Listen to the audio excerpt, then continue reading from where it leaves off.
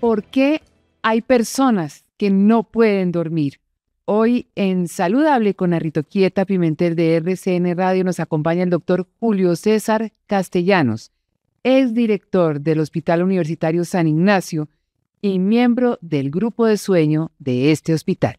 Bienvenido. Doctor Castellanos, ¿por qué hay gente que no puede dormir?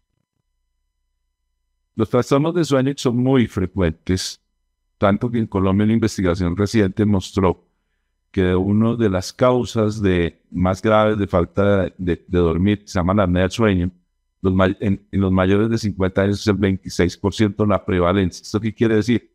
Que al coger la población colombiana y cruzarla con los diagnósticos que hizo el ministerio, 26% de las personas de ese momento, en ese corte, es una publicación reciente de la Universidad Javeriana, el 26% de las personas tenían diagnósticos de apnea del sueño, porque el insomnio rara vez aparece. Pero la apnea del sueño es un problema físico, neurológico, que produce que uno se le tranque la respiración mientras duerme. Entonces, ese es Pero hay menores. Hay el exceso de sueño, la falta de sueño, el insomnio de conciliación, que es que a uno le cuesta trabajo dormirse, el insomnio, digamos, largo o episódico, que uno se despierta durante la noche y duerme poco, se levanta cansado. Entonces, esas son todas las manifestaciones del trastorno del sueño, muchas más, son solo algunos que. Y las causas pueden estar en esto de la apnea de sueño, que puede ser sobrepeso, problema de lengua muy grande, de control de la vía respiratoria durante el sueño. Por eso en los equipos de sueño trabajan odontólogos, otorrinos, neurólogos e incluso problemas neurológicos, como pasa con los bebés. Otras causas son causas de tipo neurológico, que uno tenga alguna alteración de los sistemas neurológicos relacionados con el sueño. Lo que facilita o disminuye el sueño, la secreción interna de hormonas que produce el sueño, como la melatonina. O sea, son varios factores de ese tipo, neurológicos y endocrinos. O los trastornos, llamémoslos psicológicos, el que uno tenga estrés, el que tenga muchas preocupaciones, ansiedad, o definitivamente que la persona tenga una enfermedad mental que además de su manifestación de sentirse perseguido, acosado, o de tener momentos depresivos, de momentos de alegría, como el trastorno bipolar, o de tener alguna otra cosa, además no pueda dormir.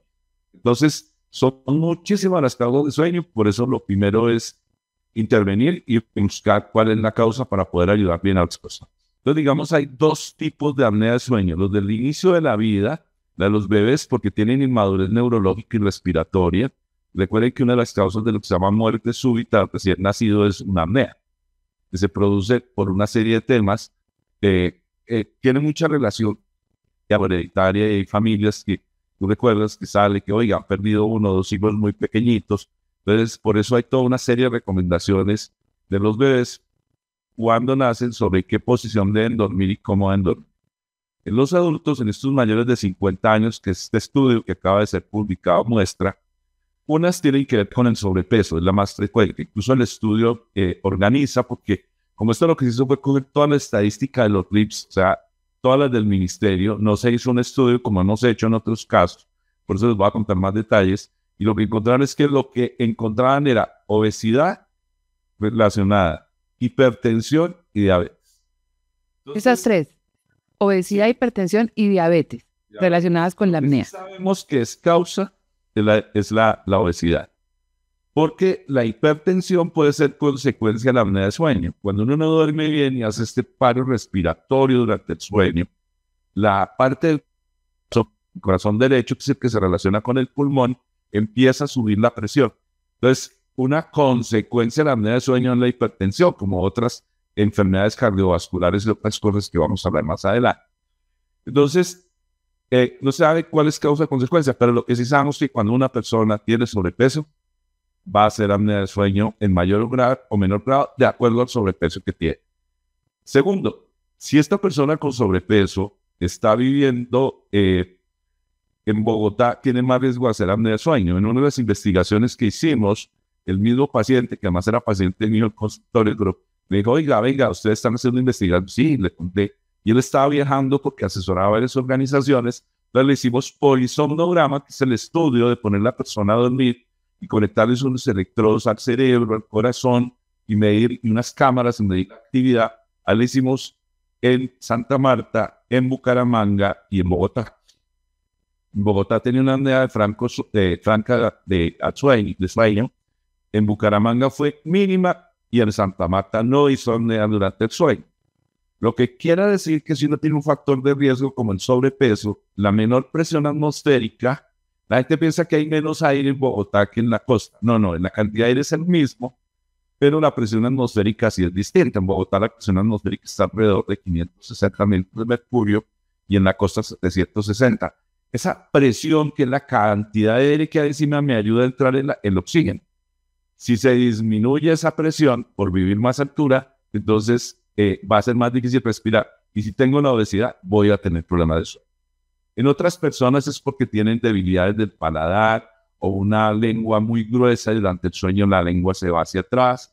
En otros es porque al dormir boca arriba o con los años o desde más jóvenes de los famosos 50 que tomamos de referencia este estudio, los músculos que tienen que ver con la laringe, la lengua y todo se van debilitando y entonces al estar se tapa. Entonces, por ejemplo, cosas que hemos encontrado, que las personas hacen apnea de sueño estando boca arriba, pero no la hacen de medio lado. Eso se resuelve más fácil porque se les manda a hacer un dispositivo, que es un chaleco, con unas como bolas, sí, son unas bolas, unas esferas, que hacen que cuando se acuesten boca arriba les moleste y se van a quedar de lado. Se resuelve. En otras personas, pues si la causa es un tema de lengua muy gruesa, hay los otorrinos hacer una cirugía para intervenir eso.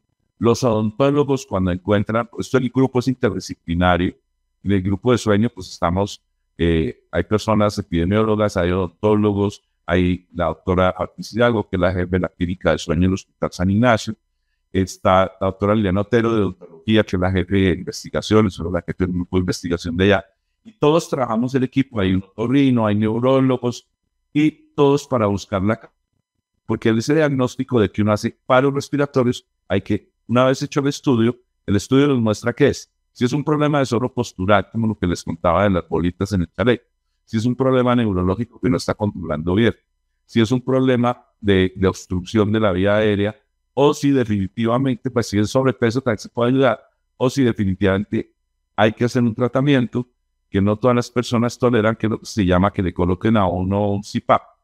Esa es una máscara, ¿no?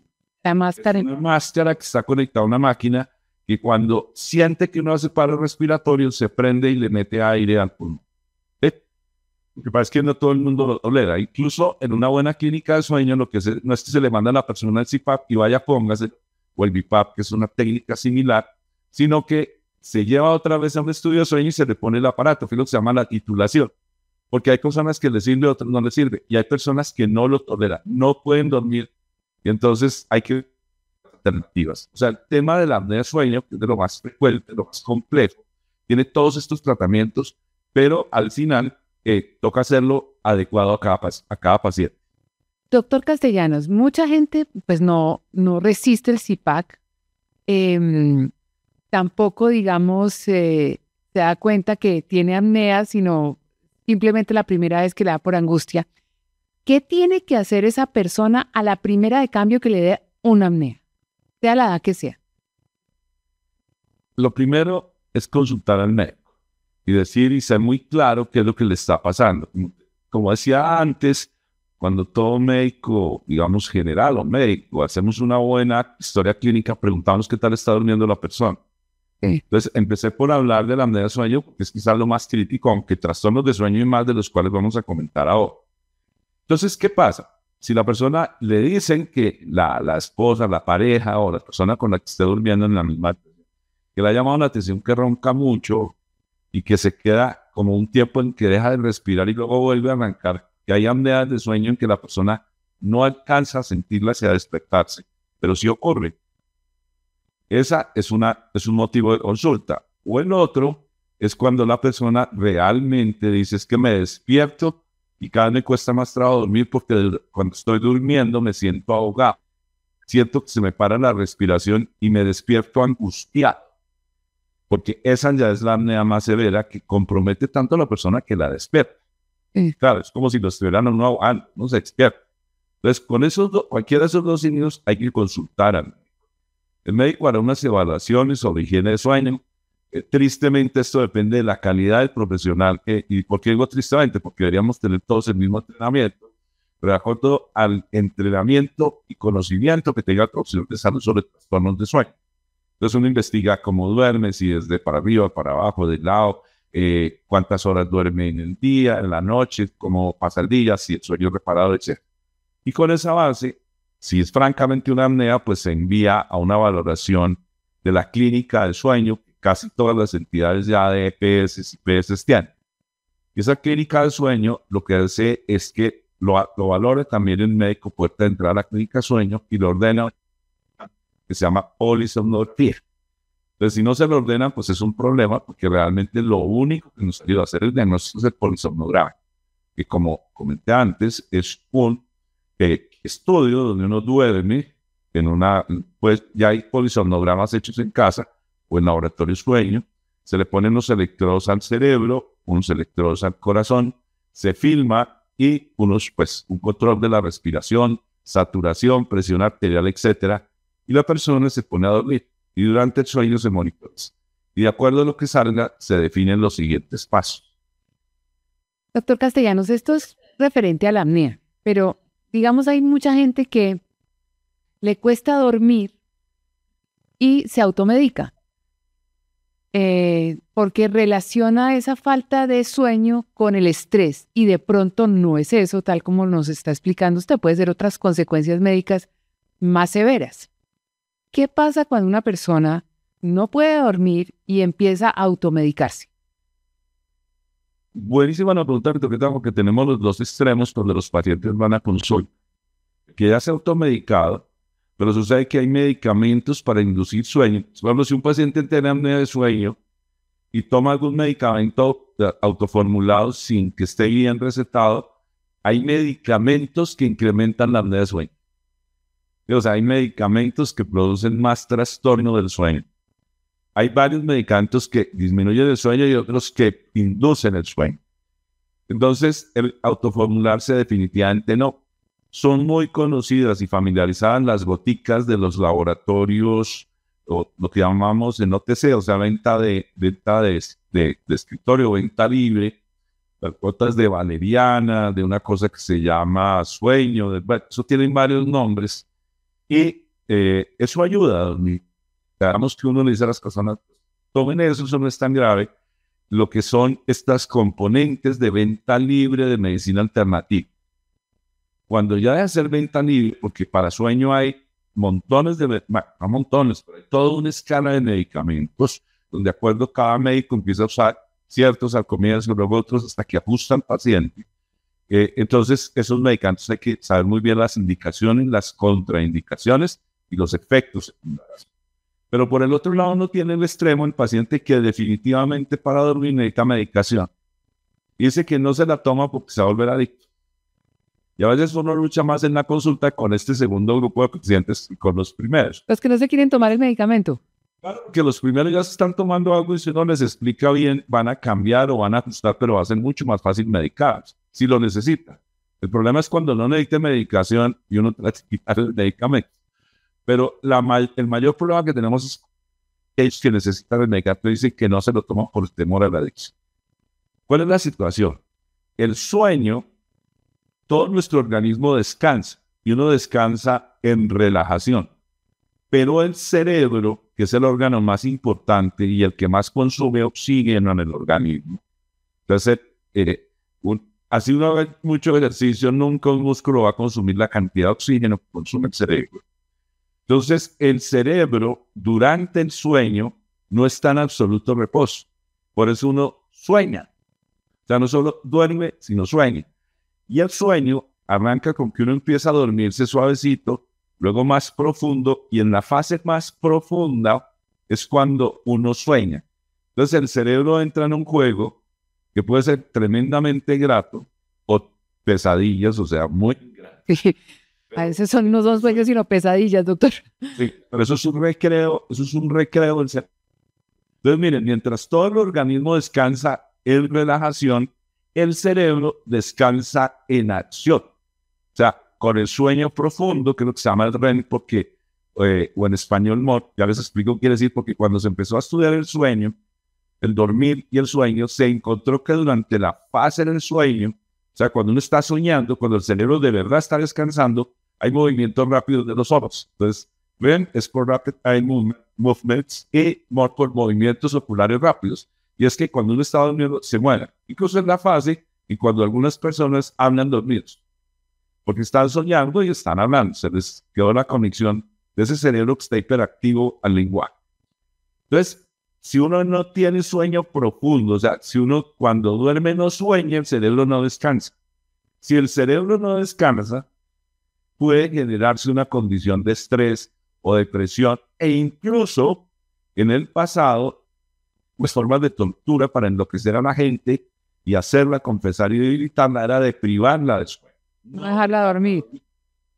Entonces, el no dormir tiene unas consecuencias graves sobre la salud mental. Pero puede ocurrir que la persona no duerme porque es muy ansiosa o porque tiene un problema, un trastorno realmente de estrés. El estrés es una mala adaptación a las condiciones. Pero dicho, el estrés es normal. Todos debemos tener estrés cuando algo nos agrede o cuando vemos la cosa grave, cuando lo que está pasando nos afecta. Y el estrés hay cosas reales, ¿no? La lluvia, la inseguridad, el transporte, el tráfico, etc. Y el estrés se vuelve complejo cuando no hay situaciones reales que son imaginables. Pero claro, si uno está en una situación muy estresante, eso lo afecta. Y una de las consecuencias del estrés mal manejado es que uno no duerme. Y si no duerme, el cerebro no descansa, el estrés se va a incrementar y puede, con el tiempo, parecer un trastorno mental. No quiere decir que todo el que está loco, no. La persona se puede volver, puede tener un trastorno mental con el tiempo. Así como algunas personas que tienen enfermedades mentales no duermen. De la familia dice, no, mire, este se la pasa toda la noche paseando de lado a lado, repitiendo las mismas cosas, o viendo visiones. Sí, o sea, pero esos son los casos extremos. Lo cierto es que el sueño, tenga una enfermedad alguna o esté sana, es fundamental porque es el mecanismo y el sueño profundo donde el cerebro está moviéndose, activado, es el momento que el cerebro descansa. O sea, el cerebro siempre es un niño que sale al recreo a gritar, a moverse y a hacer cosas raras. Doctor Castellanos, y a propósito de eso, ¿cuántas horas tiene que dormir una persona? Para, digamos... Depende de la edad. Ok, ¿a qué edad hay que dormir? No, los sondólogos que son los especialistas dicen que todo adulto mínimo debe dormir 2 horas. Pero un recién nacido duerme entre 11 y 12 horas al día. ¿Un adulto tiene que dormir 2 horas? No, 8. 8 horas. Y un niño entre 11 y 12. Estoy poniendo los dos extremos. En lo que sí hemos logrado acuerdos es que menos de 6 horas definitivamente no. Claro, hay una zona del encéfalo, del sistema nervioso central, que se llama la formación parareticular, que es la que nos mantiene la chispa adelantada o atrasada y tiene que ver con el sueño. Entonces, hay personas que sufren de alteraciones y no pueden dormir, duermen muy poquitico. Y no les significa, digamos, trastorno, no se descuadren, etc. Pero la mayoría de las personas, si no dormimos bien, vamos a tener alguna manifestación, o estrés, o cansancio, o nos dormimos durante el día. Imagínese uno conduciendo y teniendo el riesgo de quedarse dormido, o manejando una máquina de precisión. Bueno, operando, nunca he visto que un médico se quede dormido operando, pero podría ser una... Pero en cambio, operar se ha oído, porque hay operarios que se quedan dormidos porque no han dormido. Hay momentos que el cerebro necesita descansar e induce a la persona a dormirse, por lo que nos puede pasar cuando trasnochamos y conducimos o hacemos otra cosa, o nos quedamos dormidos en una reunión porque no estamos durmiendo bien. Entonces, ese tema de la cantidad de sueño es importante. Algunas personas pueden vivir bien con muy poquito sueño, pero la mayoría necesitamos ese promedio de 8 horas y ese mínimo 6 horas. En mi caso, por ejemplo, que cuando empecé a trabajar el sueño, les tomaba un poco el pelo a mis colegas con el tema del sueño. La doctora Hidalgo a veces me regañaba y decía, y empecé a hacer un trabajo que era tomarme la tensión arterial todas las mañanas. Yo soy hipertenso controlado, pero cuando duermo menos de 6 horas, la tensión amanece ligeramente igual. Cuando duermo, amanece bien. Estoy hablando de un caso individual, pero si uno hace seguimiento de las personas, cuando no duermen, definitivamente signos, síntomas de una alteración del estado de salud. Doctor Castellanos, algunos médicos y algunas personas relacionan la falta del sueño con los alimentos que se ingiere por la noche. ¿Afectan? ¿Tiene que ver con eso? Siempre. El comer comidas llamadas pesadas, pesado en general la proteína de difícil digestión como la carne roja y parte de la carne blanca, pero no tanto como la carne roja, y el comer en abundancia. O sea, uno lo que debe evitar, la recomendación general de higiene del sueño es no acostarse antes de 2 horas de haber comido, de haber cenado. ¿Por qué? Porque el organismo, cuando uno ha comido y ha comido pesado, desvía mucha circulación hacia el abdomen, hacia el sistema digestivo, para hacer la digestión y la absorción de los alimentos, de los nutrientes. Y ese proceso, pues, causa una disminución en el equilibrio y uno va a tener problemas. E incluso hay personas que siempre que comen tarde y pesado van a tener pesadillas. Entonces, la recomendación, como siempre, es comidas que no sean pesadas, o sea, de fácil digestión, y que sean ligeras, no en gran cantidad. Claro, pesado para cada persona es distinto. Yo recuerdo que en mi adolescencia podía comer frijoles y chicharrón o bandeja paisa en la noche, acostarme y listo. Pero ahora no puedo comerme una bandeja paisa por la noche. Definitivamente me toca estar caminando y moviéndome mínimo esas 2 horas antes de acostarme. Entonces, la recomendación principal para la higiene del sueño es evitar al máximo la comida pesada. ¿Qué es pesado? Lo que uno sabe que le cae pesado. Hay personas, por ejemplo, son intolerantes al gluten. Entonces, así la comida no sea tan abundante en gluten. Cuando comen cosas con maíz o harinas, van a sentir una llenura. Esa llenura distiende el abdomen y va a causar dificultad para conciliar eso. Doctor Castellanos, estas son las personas que no pueden dormir, pero hay personas que duermen y siguen con somnolencia todo el día. ¿Qué pasa con esas personas? Esas personas tienen un trastorno que es opuesto. Digamos, el más frecuente es el insomnio, la falta de sueño, que tienen todo esto que les he comentado. Y mucho más, esto es un mundo apasionante, la exploración de los sueños. Pero hay la enfermedad opuesta que se llama la hipersomnia. La hipersomnia es que hay personas que duermen muchas horas y todo el día siguen con sueño. E incluso algunos es que duermen mucho, pero como no hubo...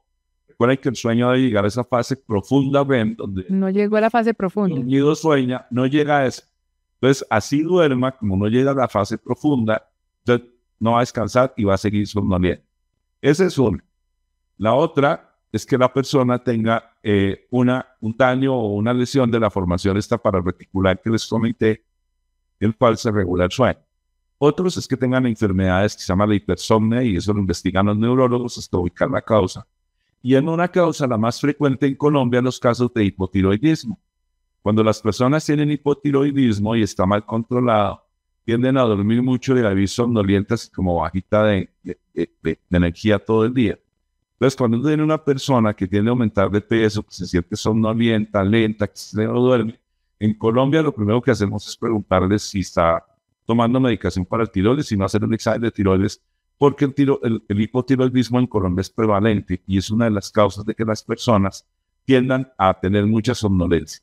Pero ese es un mundo, incluso en medicina del sueño es más fácil manejar el insomnio relativamente que las hipersomnias, porque las hipersomnias tienen causas distintas, son poco frecuentes, y si no es hipotiroidismo, cosas sencillas, generalmente son enfermedades que necesitan mucha investigación y tratamiento neurológico especializado. Y vuelvo también a la alimentación y a las cosas que hacen las personas que están dormidas, que están somnolientas. Exageran en la ingestión de café, ¿no? De muchos, digamos, alimentos que puedan servir para mantenerse despierto. Eso es un error, ¿cierto? Pues mira, el tomar café yo creo que eso es parte de la vida de los colombianos y de otro montón de gente. Los chinos toman té, pero el té también tiene algún estimulante que disminuye a los orientales en general, que disminuye el sueño y lo ayuda a uno a estar alerta. Recuerden cómo se descubrió el café, porque un pastor vio que las cabritas eran más activas las que comían de esas hojas que las que no comían de esas hojas. Entonces el café es un estimulante, llamémoslo habitual, normal. Y la sensibilidad de las personas al café es distinta. Las personas pueden tomarse un café a las 10 de la noche y se acuestan a dormir, no tienen problema. Para otros sí hay sensibilidad.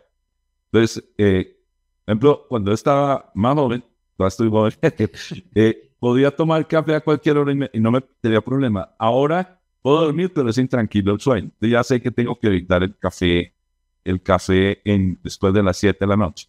En general no tiene problema, pero digamos que el café hay es que individualizarlo y cada uno mire qué tanto efecto tiene. Y si definitivamente le molesta para dormir, tómeselo por la mañana para despertarse. No se lo tome en la tarde y en la noche.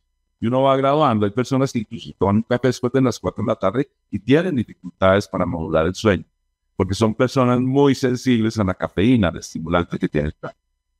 Hay otra serie de medicamentos que la gente consume, no de medicamentos, perdón, de sustancias. Hablé de las de consumo regulado, conocido y recomendado, que el café lo los médicos mucho. Claro, uno no. Dice, si usted tiene gastritis y está bien con claro, hay personas, por ejemplo, con arritmias cardíacas, y uno pues sí, ahí sí no toma café porque la cafeína estimula, entonces en eso todos estamos de acuerdo que no. Pero terminan tomando café descafeinado, les hace falta el sabor. Pero la gente recurre a las bebidas energizantes. Las bebidas energizantes que tienen taurina, cafeína y otras cosas, a veces se consumen en exceso y ese es... El café también, si se consumiera en exceso para mantenerse despierto, es que el nivel del café es más fácil de controlar que los niveles de los estimulantes que tienen las bebidas energizantes. Y ya otros usan cosas más severas, o sea, estimulantes del sistema nervioso, llamémoslos drogas, porque hay personas que, estas de hipersomnia, que hay que mandarles medicamentos de estos que estimulan y cortan el sueño. Pero hay personas que lo hacen porque o están trabajando a veces o tienen algún problema, entonces toman estos medicamentos que son estimulantes del sistema nervioso central y que disminuyen el sueño, pero estos sí van a producir adicción. Uno puede ser adicto a muchas cosas, y una adicción a estos medicamentos tiene repercusiones tanto neurológicas como psiquiátricas como cardiovasculares. O sea, uno puede llegar a tener problemas graves cardiovasculares, incluso parte de los infartos o los problemas cardiovasculares que vemos en gente joven es por el consumo de los estimulantes. Finalmente, doctor Castellanos, usted dijo al principio que, digamos, estas apneas, por ejemplo, un trastorno del sueño se puede dar, digamos, de los 50 en adelante, pero hay gente joven que también tiene los trastornos del sueño, particularmente, digamos, no solamente apneas, sino que o no se pueden dormir o se duermen o hacen siesta y dice que les sienta mal. ¿Qué recomendaciones les da, digamos, a la mayoría de los colombianos? Porque al fin y al cabo, ese estudio de sueño que ustedes están haciendo ya es como una rutina y una obligación que todo el mundo se lo debería hacer. No, los que lo necesitan. Incluso uno de los trabajos que estamos haciendo es ver el valor predictivo que relacionan los nuevos relojes que llaman inteligentes, así les dicen, que hacen medición de sueño y todo. Es uno de los trabajos que estamos haciendo. En algunos casos hay correlación. El trabajo que lo estamos haciendo es para el nivel de Bogotá. Esas son las alertas, para que tengas, si ya le muestras, te duerme un poquito, no sé qué, hay que consultar. Empezamos con las recomendaciones generales. Recuerde, hay que dormir mínimo 6 horas. Lo recomendado, 8 horas. Dormir. Esto quiere decir que uno se acuesta y descansa. Sin televisión. Para allá. Segundo tema. Si usted se acuesta y no se está durmiendo, no se acueste, párese. Es más, si le gusta ver televisión, siéntese de ir a televisión. Aunque hay personas que simplemente prenden el televisor y les sirve de inductor de sueño. ¿No vale? Por eso cada persona debe conocerse más a sí mismo para regular. Pero en general no se recomienda ver televisión ni el uso de dispositivos electrónicos en la cama. ¿Sí? A menos que sea algo transitorio y a dormirse. Y si no puede dormir, levántese, haga alguna actividad. No coma pesado antes de acostarse. Si ve que está teniendo problemas de sueño, piense si tiene algo de estrés, relax. Si ve que se está complicando, pida ayuda. Si no ve que dice, oiga, si esta situación me tiene complicada, estoy durmiendo mal, pues no se vayan del médico que le haga un polisomnograma. Hable con el psicólogo o con el consejero para que le ayude a estabilizar el tema de estrés. Porque si no le hace una apnea de sueño, pues no tiene apnea, pues que no se pudo dormir. Entonces, por eso lo primero es conocerse más a sí mismo y uno identificar en esta fase. Y yo no dije que solamente los mayores ¿no? Que en los mayores de 50 es más frecuente. O sea, casi uno de cada 4 colombianos, el 26%, tienen apnea del sueño, que es lo que se reporta. Y ojo, es lo que se reporta al ministerio como diagnóstico. Hay quedaron muchos sin diagnóstico. Y conté que en los niños también se podía presentar por la inmadurez, y que por eso es una de las causas de lo que se llama la muerte súbita recién nacida. Y por tanto se va a presentar en todas las edades. En los estudios y en las investigaciones que hemos hecho, sabemos que hay apnea de sueño en cualquier grupo de edad, pero es mayor en los mayores de 50. Pero cualquier persona que durmiendo con estas recomendaciones sencillas, no quedándose en la cama, buscando un colchón cómodo. Esto, por ejemplo, uno le pregunta mucho a los pacientes, usted duerme sí, duermo mal, pero cuando ha dormido en una casa, en un hotel, ¿cómo duerme? No, duermo perfecto. Entonces, primera recomendación, oiga, piense en cambiar el colchón. O tiene la cama ubicada en una posición que hay algo que le molesta, o hay iluminación, porque a veces el problema es que los cuartos tienen iluminación indirecta o una iluminación que la noche cuando la persona llega a la fase superficial del sueño la despierta.